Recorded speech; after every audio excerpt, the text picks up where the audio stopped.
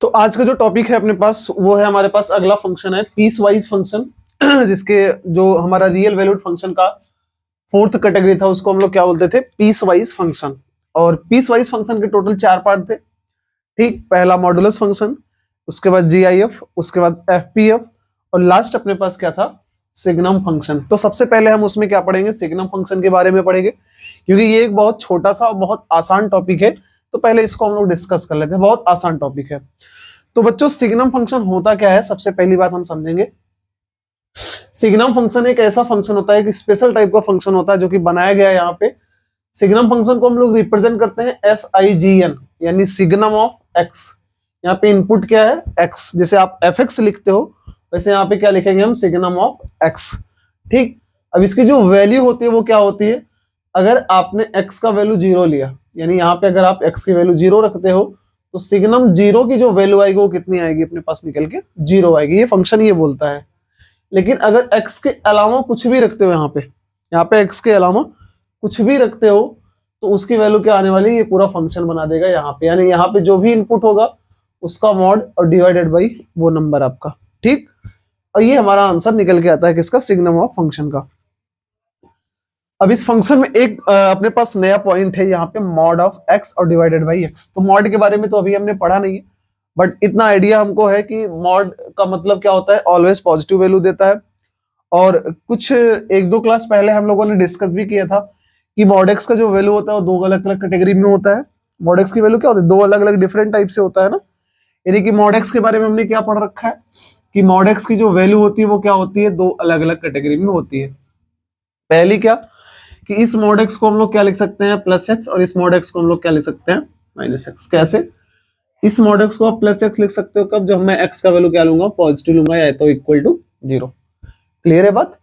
और इस mod x को मैं माइनस एक्स लिखूंगा जब मैं एक्स का वैल्यू क्या लूंगा, 0। क्लियर है यहाँ से बात। अभी हम लोग जान लेते हैं ये कहां से आया था, इसको हम डिटेल में समझेंगे, बहुत डिटेल में समझने वाले हैं। पहले अगर यहाँ पे अगर हम बात करें तो सोचिएगा, यहाँ पे एक्स का वैल्यू 0 नहीं हो सकता। एक्स का वैल्यू 0 नहीं हो सकता, इसका मतलब एक्स का वैल्यू या तो 0 से बड़ा हो सकता है, फिर एक्स का वैल्यू या तो 0 से छोटा हो सकता है। अगर इन 2 केस को हम लेते हैं तो हमारे पास सिग्नम ऑफ एक्स का वैल्यू क्या आएगा, ये आएगा। क्लियर है बात। तो बट हमको एक चीज पता है, अगर मैं इसकी दोनों कैटेगरी लगाना चाहूं, इसका मतलब क्या है, इसमें दोनों कैटेगरी है। पहला कौन सा आएगा, ग्रेटर देन भी आएगा और साथ में लेस देन भी आएगा। और इक्वल वाला केस तो यहाँ पे था एक्स का। तो मैं इन दोनों केस को अलग अलग करता हूं क्योंकि हमें इन दोनों अलग अलग केस की वैल्यू पता है। अगर मैं यहाँ पे बात करूं, अगर मैंने x का लेस देन 0 लिया, हमने फर्स्ट केस लिया x लेस देन 0, तो आपको अच्छी तरह से पता है कि ये मॉड x की वैल्यू क्या होगी। जब मैं लेस देन 0 लेता हूं तो इस मॉड x की वैल्यू क्या होती है, माइनस एक्स। यानी मैं यहाँ पे क्या रखूंगा, फिर minus x divided by x, और कैंसिल करेंगे तो आंसर कितना आएगा अपने पास, -1। क्लियर है बात। दूसरी बात अगर मैं करूं, आपने अगर x का वैल्यू पॉजिटिव रखा, अगर पॉजिटिव रखा तो आंसर में क्या आता है, प्लस एक्स। यानी इस मॉड एक्स की वैल्यू क्या आएगी, प्लस एक्स, और डिवाइड में तो एक्स है ही, यहां से आंसर कितना आएगा, 1 आएगा। अब अगली बात मैं करता हूं, अगर आपने एक्स का वैल्यू 0 लिया तो आंसर कितना आएगा अपने पास, 0। यानी ओवरऑल अगर मैं बात करूं यहाँ पे तो आपको क्या मिल रहा है कि सिग्नम ऑफ एक्स का जो वैल्यू होता है वो क्या होता है, -1, 1 और 0। केवल 3 ही वैल्यू इसकी होती है, 3 से ज्यादा वैल्यू होता ही नहीं है। कैसे पता चला हमें, क्योंकि अगर मैं बात करूं तो ये जो रीजन है, इसने बोला है कि x का वैल्यू अगर आपने नेगेटिव लिया, 0 से छोटा का मतलब क्या, नेगेटिव लिया, तो यहाँ पे सिग्नम ऑफ x की जो वैल्यू आएगी वो क्या आएगी, -1। अगर आपने x का वैल्यू पॉजिटिव वैल्यू कुछ रखा तो इस सिग्नम ऑफ x की वैल्यू क्या आएगी, 1 आएगी। और अगर आपने x का वैल्यू 0 रखा तो इसकी वैल्यू क्या आने वाली है, 0। अच्छा, मैं यहां से कुछ चीजें और आपको समझा दूं। यानी कि अगर किसी ने आपको क्वेश्चन लिखा सिग्नम ऑफ, यहाँ पे किसी ने लिखा सिग्नम ऑफ 5, तो बच्चों ध्यान से देखो, 5x की जगह है और 5 आपका पॉजिटिव है।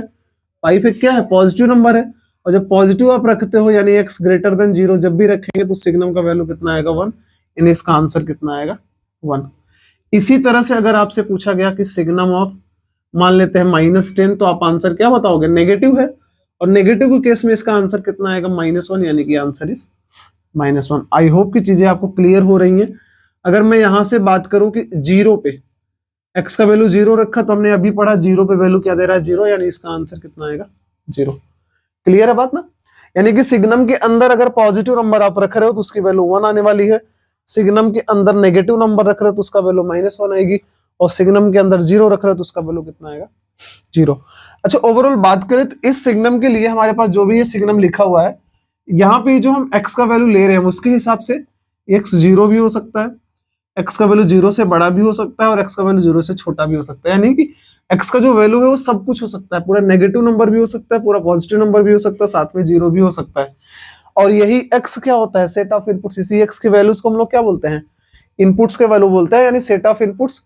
तो अगर यहाँ पे बात करी जाए कि सेट ऑफ इनपुट्स क्या क्या हो सकते हैं, तो हम यहाँ पे देख रहे हैं सब कुछ ले सकते हैं, यानी सब कुछ ले सकते हैं। इसी वजह से सिग्नम ऑफ x का जो डोमेन होता है वो क्या होता है, ऑल रियल नंबर। बात क्लियर है।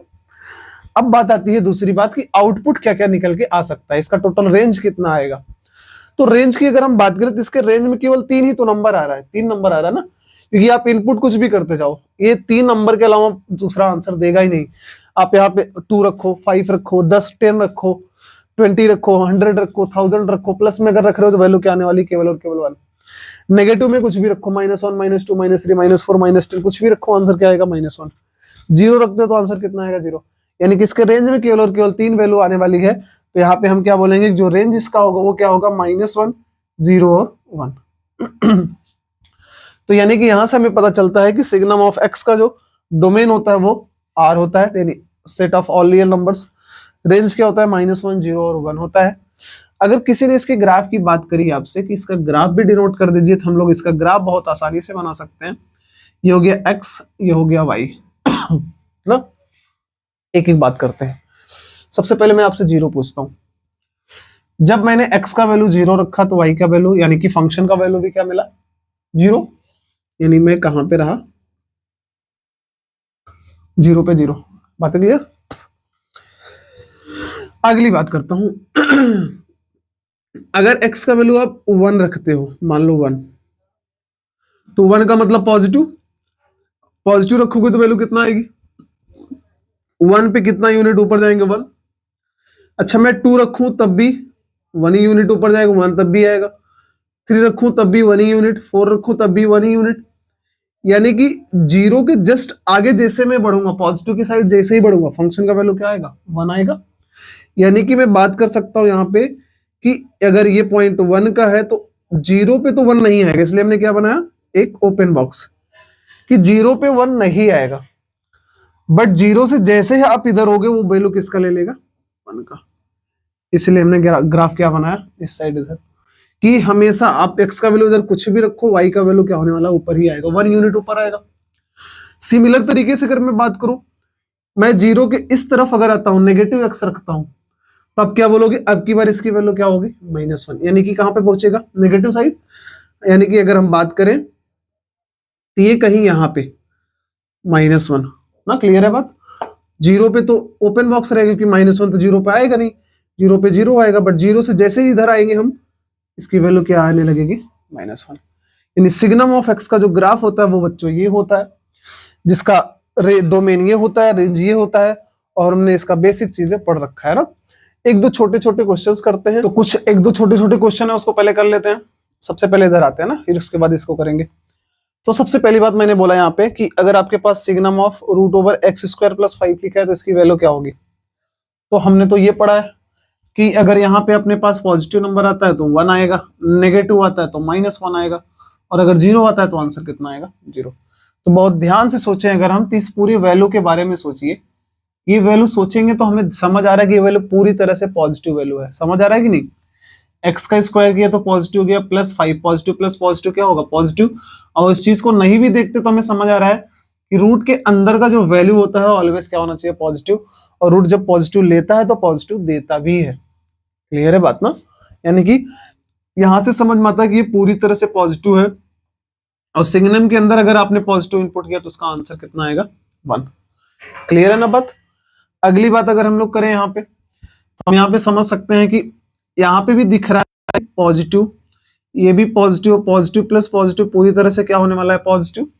यानी signum of positive value that is equal to +1। Clear है बात। यहाँ पे आते हैं, देखो यहाँ पे भी हमें दो चीजें मिलती हैं। अगर आप ध्यान से सोचोगे, कुछ बच्चे जल्दीबाजी में गलती करेंगे कि स्क्वायर लिखो है दैट मीन्स ये पॉजिटिव हो गया, बट एक बात और भी सोचो, अगर आपने x का वैल्यू -2 रखा तो ये वैल्यू पूरी तरह से हो जाएगा 0। बाकी नेगेटिव तो कभी नहीं हो सकता, यानी कि ये दो वैल्यू दे सकता है, एक तो ये 0 भी हो सकता है, साथ में ये ऑलवेज क्या होगा, पॉजिटिव। -2 के अलावा आप कोई भी वैल्यू रख दो, -3 रखोगे तो -3 + 2 -1, और -1 का स्क्वायर क्या हो जाएगा, +1। यानी कि या तो ये 0 देगा या तो ये क्या देगा, आपका पॉजिटिव वैल्यू देगा। तो 0 जब देगा तो आंसर 0 आएगा, क्योंकि सिग्नम 0 लेके 0 देता है, और अगर आपने पॉजिटिव रखा तो पॉजिटिव लेके 1 देता है। यानी कि इसकी दो पॉसिबिलिटीज हैं, एक तो 0 आ सकता है और एक आंसर क्या आएगा, 1। आप क्या बोलोगे कि अगर x का वैल्यू आपने -2 लिया तो -2 लेने से 0 हो जाएगा, 0 होने की वजह से वैल्यू 0 आएगा। और -2 के अलावा अगर आपने कुछ भी लिया, -2 के अलावा आपने कुछ भी लिया अगर, तो इसकी वैल्यू कितनी आएगी, अपने पास 1 आएगी। क्लियर है इतनी बातें? अब ये छोटे छोटे क्वेश्चन थे ताकि आपका कंसेप्ट क्लियर हो जाए इस पे। और एक हमारे पास ये क्वेश्चन है, यहाँ पे लिखा हुआ है अगर सिग्नम ऑफ x² - 3x = 1 है तो पॉसिबल वैल्यू ऑफ x क्या हो सकता है, यानी x की पॉसिबल वैल्यूज क्या क्या पॉसिबल है, क्या क्या हो सकते हैं, उसको हम लोग फाइंड आउट कर लेते हैं। तो हमें अच्छी तरह से पता है कि सिग्नम का वैल्यू 1 कब आता है, जब यहाँ का जो इनपुट हो वो क्या होना चाहिए, पॉजिटिव होना चाहिए। यानी यहां से हमें सीधी बातें क्या पता चलती है कि जो हमने इनपुट किया x² - 3x it should be greater than 0, यानी कि ये पॉजिटिव होना चाहिए। अब अगर ये पॉजिटिव है तो सॉल्व करना अपने लिए आसान हो गया। कैसे, आपने x कॉमन लिया, x - 3 ग्रेटर देन 0, हमने लगाया वेवी कर्व मेथड, यहां से मिलेगा 0, यहां से मिलेगा 3, उसके बाद प्लस माइनस और प्लस क्या करोगे आप, इक्वल नहीं लेना, यानी इनको इंक्लूड नहीं करना है। साथ में हमें पॉजिटिव चाहिए तो आंसर इस साइड, और यानी x की अगर हम बात करें तो क्या क्या हो सकता है, -∞ से 0 और यूनियन 3 से लेके, ये हो गया x का पॉसिबल वैल्यूज। आई होप कि आपको चीजें क्लियर हो गई ना। एक दो प्रॉपर्टीज हैं उसको समझ लेते हैं, बाकी हम लोग अगले फंक्शन पे चलते हैं। और इसका क्वेश्चन अगर आएगा तो किस तरह से आएगा वो भी हम लोग डिस्कस कर लेते हैं। सिग्नम फंक्शन की जो पहली प्रॉपर्टी है बच्चों वो ये है कि अगर आपके पास मल्टीपल सिग्नम दिया हुआ है, यानी कि कंपोजिट फंक्शन टाइप बना के दिया है, जिसे मैं क्या बोल रहा हूं, अगर किसी ने लिखा सिग्नम ऑफ फिर से सिग्नम, फिर से किसी ने लिखा सिग्नम ऑफ, यानी मल्टीपल दे रहा है वो सिग्नम, कितनी भी बार दे सकता है। मैं यहाँ पे 3 टाइम्स लिया, ये मल्टीपल टाइम्स कितने भी बार दे सकता है x, यानी कि आप क्या बोल सकते हो, इस सिग्नम के लिए ये पूरा इनपुट का काम करेगा, इस सिग्नम के लिए ये पूरा इनपुट, और इस सिग्नम के लिए x इनपुट का काम करेगा। तो बच्चों इसका आंसर, इस पूरे का आंसर वही आएगा जो एक सिंगल सिग्नम इसका आंसर दे देगा। इस सिग्नम का आंसर वही आएगा जो सिंगल सिग्नम आंसर देगा। और एग्जांपल के तौर पे अगर आपको समझना है तो आप क्या बोलोगे, ठीक है करके देखते हैं। पहले हमने क्या किया, LHS के लिए किया, पहले किसके लिए किया, LHS के लिए कोई भी आप इनपुट सोच के देखो। अगर आपने मान लो 0 एक ले लिया और एक हमने 1 लिया और एक -1, क्लियर है बात? तो पहले सोच के देखो 0 के लिए चलते हैं ना, यहाँ पे 0 रखोगे तो सिग्नम ऑफ 0 की वैल्यू कितनी आएगी, 0, क्योंकि सिग्नम 0 लेके 0 देता है, ये पूरा 0 बनेगा। अब ये जब पूरा 0 बनेगा तो ये वाला 0 इस सिग्नम के लिए 0 बनेगा, फिर ये सिग्नम 0 लेके फिर से आंसर क्या देगा, 0 देगा, यानी फिर से आउटपुट क्या आया, 0। अब यहां से जो निकल के 0 आया वो इस सिग्नम के लिए फिर से क्या बनेगा, 0 बनेगा, और फिर ये सिग्नम 0 लेके फिर से क्या आंसर देगा, 0। और अगर मैं यहाँ पे रखता 0 तो भी सिग्नम ऑफ 0 = 0 ही आता, सेम आंसर आया। 1 रखते, यहाँ पे मैंने 1 रखा, इसको करके देख लेते हैं, एक पार्ट तो करके देख लेते हैं इसका।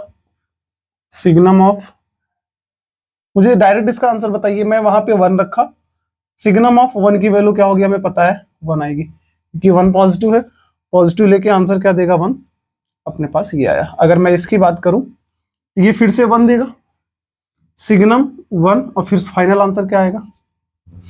या आप 1 को इनपुट यहाँ पे करते सिग्नम ऑफ 1 की वैल्यू क्या आती है, 1 ही आती, सेम आंसर आता। ऐसे नेगेटिव के लिए भी आप यूज कर सकते हो, यानी कि यहाँ से एक चीज समझ में आ गई कि मल्टीपल सिग्नम अगर देता है तो आप वहां से एक चीज पता कर सकते हो, क्या कि आप चाहे मल्टीपल सिग्नम लगाओ या सिंगल सिग्नम लगा के आंसर निकालो, सेम आंसर आने वाला है। क्लियर है बात? अब हम इसके बाद के पॉइंट पे चलते हैं, यानी सेकेंड प्रॉपर्टी जो अपने पास है, अगर किसी ने लिखा सिग्नम ऑफ -x, इस फंक्शन के बारे में कोई पूछ रहा है तो ऐसा नहीं है कि इसको डायरेक्टली इस तरह से हम सॉल्व करेंगे। इसका सॉल्व करने का बेस्ट तरीका है इस माइनस को बाहर कर दो। सिग्नम बोलता है कि इसको बाहर करके आप सॉल्व करो, आंसर हम सेम देंगे। ठीक है, जो सिग्नम ऑफ माइनस एक्स की वैल्यू होगी वो ही माइनस ऑफ सिग्नम एक्स की वैल्यू होगी। डेटा रख के देखना चाहो देख सकते हो। आपको मैं बोलूं यहाँ पे मैंने मान लो 10 रखा है, एक्स की वैल्यू 10, एक्स इक्वल टू 10 पे चेक करते हैं ना। अगर मैं 10 रखता हूं तो यहाँ पे कितना आएगा -10। LHS को सॉल्व कर लेते हैं पहले। सिग्नम ऑफ -10 हो जाएगा और सिग्नम ऑफ -10 की वैल्यू क्या आएगी -1।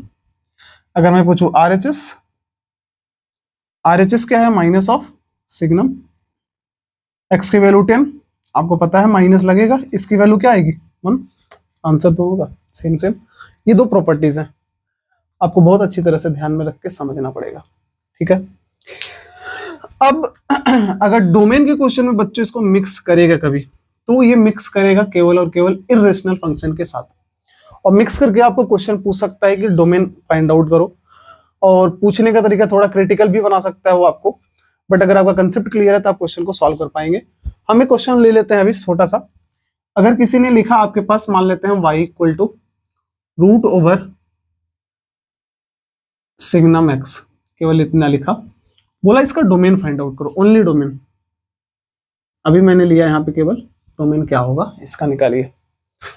तो सोच के देखिए बच्चों, डोमेन का मतलब क्या होता है, सेट ऑफ इनपुट जिसके लिए ये आपका क्या हो डिफाइंड हो। हम सीधी बात करें अगर, तो पहले बात यहाँ पे क्या समझ में आ रही है, सिग्नम ऑफ एक्स का हमें 3 वैल्यूज पता है, एक तो 0, एक -1 और एक जब आप 0 लेते हो, जब आप नेगेटिव लेते हो, जब आप पॉजिटिव रखते हो। मतलब x की वैल्यू में 0 रखूंगा तो 0 आएगा, यानी कि इस पूरे की जगह क्या आने वाला है 0। और 0 की वजह से रूट से कोई प्रॉब्लम नहीं होती, रूट में कोई प्रॉब्लम नहीं होती, यानी मैं x का वैल्यू यहाँ पे 0 रख सकता हूँ, सिग्नम 0 देगा तो वैल्यू में कोई प्रॉब्लम नहीं होगी, आंसर सही आएगा। बट सोच के देखो, अगर आपने x का वैल्यू नेगेटिव वैल्यू यहाँ पे रखा, ये नेगेटिव रखने की वजह से पूरा सिग्नम वैल्यू क्या दे देगा -1, और -1 रूट के अंदर लाई नहीं कर सकता, क्योंकि हमें पता है कि रूट के अंदर कोई भी वैल्यू नेगेटिव नहीं रखा जा सकता, क्योंकि उसकी वैल्यू क्या होती है, नॉट डिफाइंड। इसको हम लोग कॉम्प्लेक्स नंबर में डिस्कस करेंगे, ठीक है ना। यानी कि मैं x का वैल्यू नेगेटिव यहाँ पे नहीं रख, सॉरी x का वैल्यू मैं नेगेटिव नहीं रख सकता, क्योंकि उसकी वजह से नेगेटिव नंबर आ रहा है, माइनस आ रहा है, और माइनस रूट के अंदर डिफाइंड नहीं होता। यानी कि एक बात हमें पता चला कि इसके डोमेन में ये तो अभी लिया जा सकता है, बट इसको हम नहीं ले सकते। तीसरी बात करें तो x का वैल्यू पॉजिटिव, x का वैल्यू पॉजिटिव रखने की वजह से सिग्नम की वैल्यू कितनी आएगी 1, यानी इस 1 का आंसर यहाँ पे रखने से इस रूट में कोई फर्क नहीं पड़ेगा, आंसर क्या आएगा, एक डिफाइंड वैल्यू देगा, यानी मैं x की वैल्यू 0 से ग्रेटर ले सकता हूँ।